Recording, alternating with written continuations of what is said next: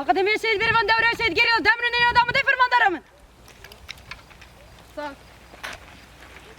Baş. Sağ. Çoğunun. Sağ. Ucu salgı. Tek. Sermet.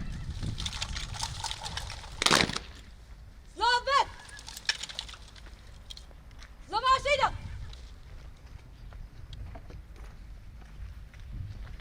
Zafet. Tek Sermet. Tek Deyna.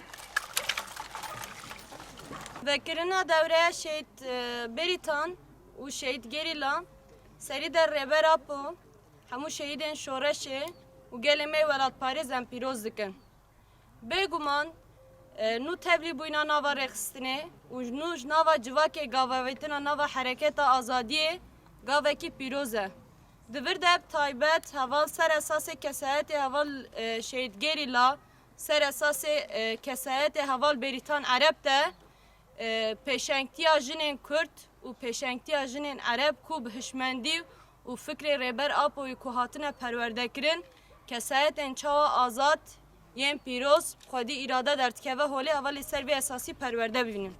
Bi taybet bi taslaxê em bêjin dîroka gelê me Ereb, dîroka me em bêjin hereketa azadiyê û rastiya rêbertî û dîroka gelê rojhilata navîn û dîroka gelê Kurd hevalên perwerda xwe bibînin bi avayekî wekhevî bi avayekî ku hemû netew dibin sîwanekê de kom bibin û rastiya xwe bigerin. Servî esasî dîsa dubare vekirina devreya şehit Beritan û şehit Gerîla dibin sîwana şûbeya şehit Berivan de em hemû avala pîroz dikin.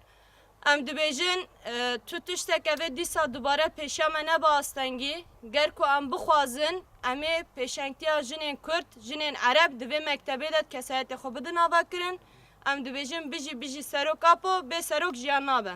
Bijî serok apo vikan bixwîn em berayî serok bê serok jiyan nabe.